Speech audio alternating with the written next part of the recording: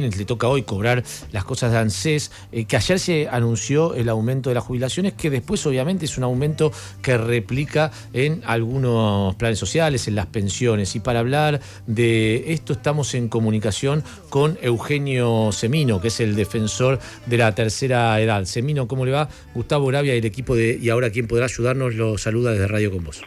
¿Qué tal, Gustavo? Un placer saludarlos a todos. Bien, Semino, ¿cómo analiza usted el anuncio que hizo ayer el presidente Alberto Fernández de este aumento del 12,30 para redondear que se da para a partir de marzo, el aumento trimestral que corresponde a los trimestres al trimestre anterior, ¿no? Sí, yo creo que venimos repitiendo una falacia, es decir, el reajuste está generado por la aplicación de la ley de movilidad, que rige desde diciembre del año pasado. Pero me parece que tenemos que tener en cuenta para este análisis, porque a veces cuando habla uno de porcentajes, que yo fui al chino a la vuelta de casa el otro día con un porcentaje en el bolsillo y no me vendió nada. ¿No? Es decir, tenemos que tomar sobre qué base y qué implica en esa base ese porcentaje. Estamos hablando de 30.000 pesos, 32.000 pesos de bolsillo van a recibir un poco menos con el descuento los jubilados en el mes de marzo. Hoy están recibiendo 29.000 brutos, 28.000 netos.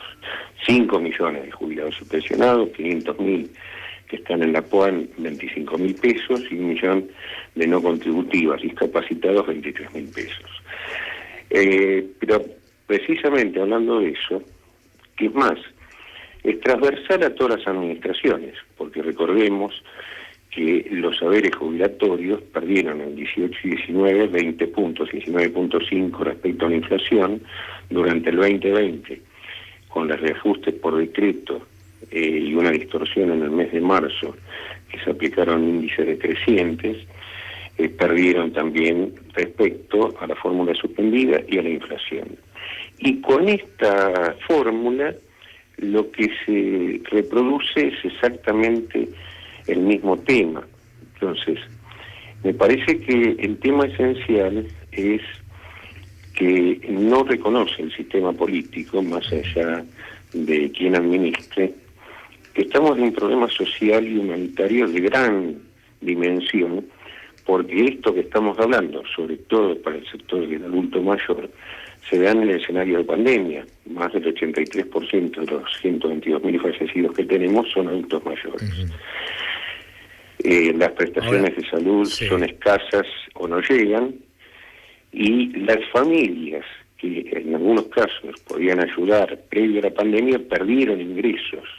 Entonces, en ese escenario, los 30.000 pesos, que son menos de la mitad de lo que es una canasta de necesidades básicas del jubilado, inclusive fíjese algo, Gustavo, y amigos de la mesa, que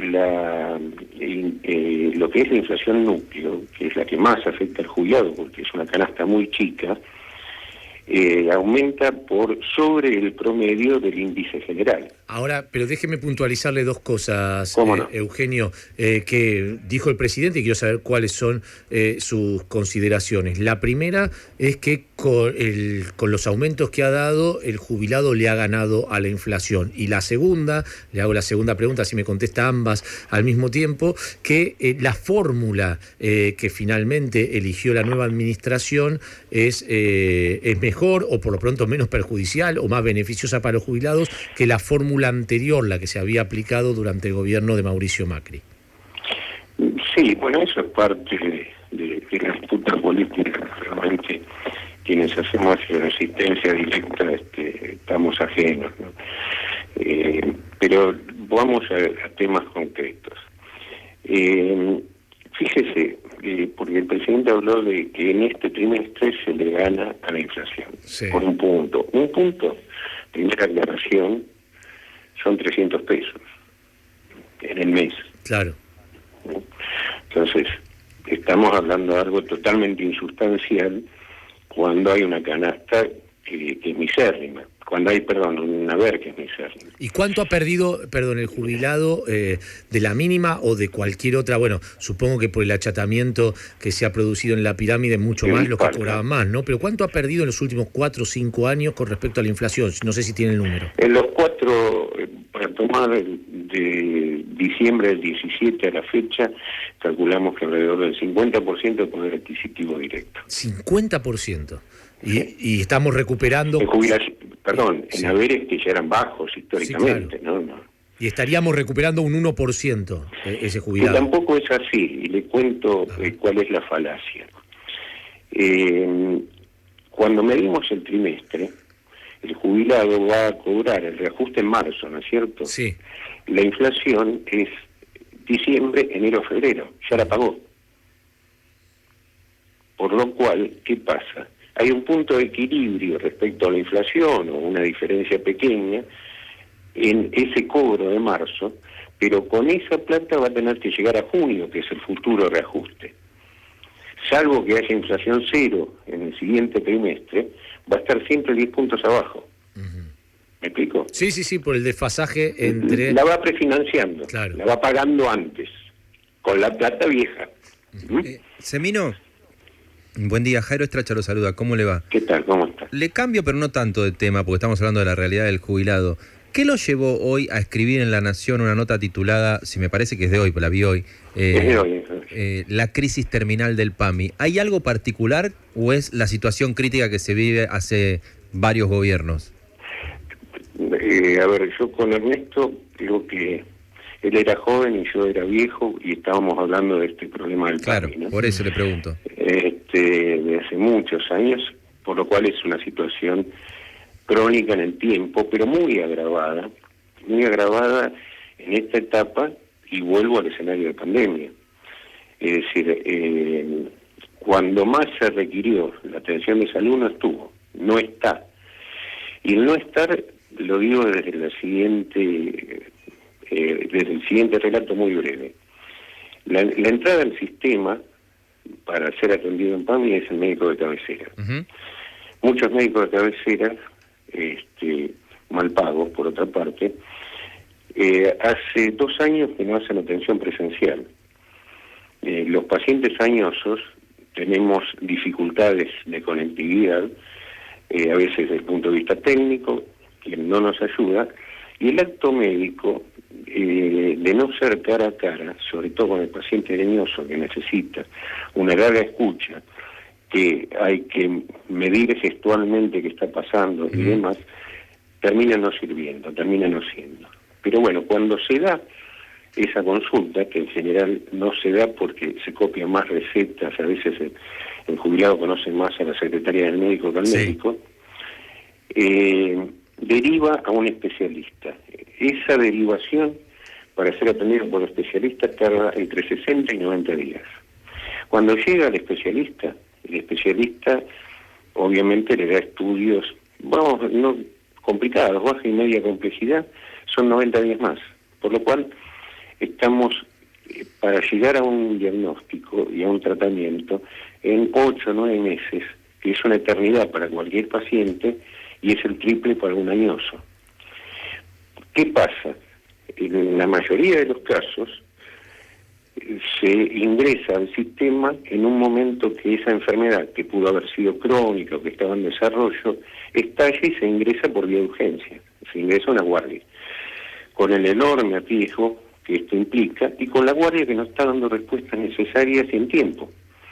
Por lo cual, ese sistema hace correr grave riesgo al paciente, genera sufrimiento y genera enormes costos respecto a lo que es el seguimiento de una patología que, de ser tratada oportunamente, no hubiese llegado a esa situación. ¿Pero eso es algo histórico o es algo que se ha agravado con esta gestión? Se ha agravado con la gestión. Mire, la crítica política es si se fueron a Cancún, yo decía, si se van a Santa Teresita, lo mismo, ¿no? Lo otro es una evaluación que hace la política. No funciona el sistema. Por ejemplo, tenemos de los 122.000 fallecidos en Argentina, el 83% son adultos mayores, al día de hoy, que se habla poco de fallecimientos, pero la COVID se está llevando entre 250 y 300 personas por día, que son adultos mayores mayoritariamente, más de 80%.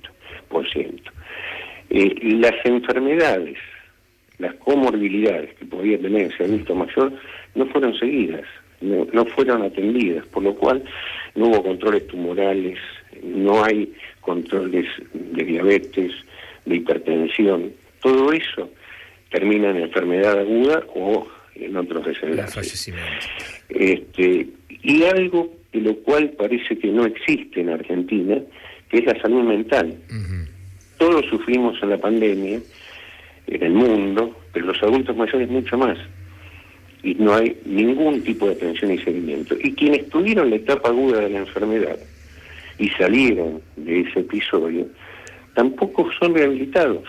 Es decir, no son rehabilitados ni cardiopulmonarmente, no son rehabilitados muscularmente, etcétera, etcétera. Sí, es un problema, Semino, que es realmente, como usted dice, que viene de muchos años, pero que se ha agudizado con la pandemia del coronavirus. Le agradezco muchísimo, Eugenio, la comunicación con Radio Con Voz y ojalá alguna vez cambie, ¿no?, la mirada que tiene el Estado sobre el adulto mayor, porque yo digo, todos vamos a llegar a esa instancia en algún momento, y es raro como la Argentina trata a sus adultos mayores. Le mando un abrazo. Una sola referencia a esto último, Gustavo. Sí. El problema es que creemos siempre que el viejo es el otro. Es decir, negamos el que llevamos adentro y que lo más saludable es envejecer, porque si no es quedar en el camino.